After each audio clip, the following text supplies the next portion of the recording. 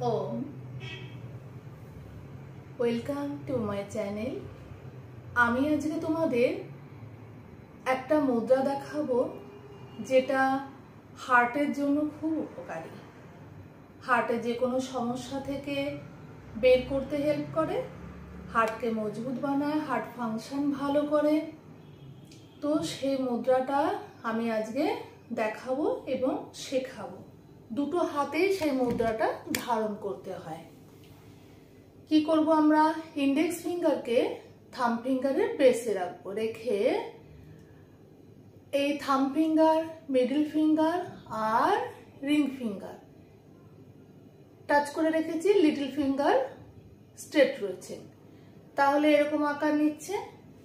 ঠিক একইভাবে এই হাতেও দুটো হাতে ধারণ করতে হয়। এইভাবে ধারণ করেছি আমরা, ঠিক এই মুদ্রা ধারণ করেছি এইভাবে।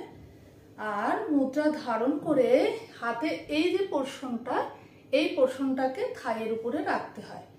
এইভাবে ধারণ করতে হয়।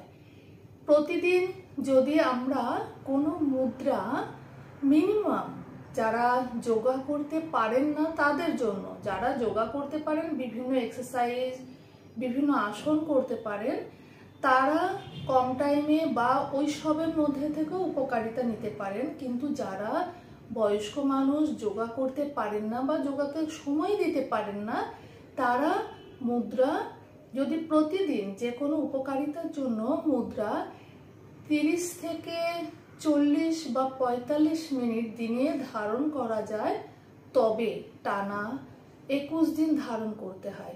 তো তবে আমরা সেই মুদ্রা থেকে উপকারিতা নিতে পারি।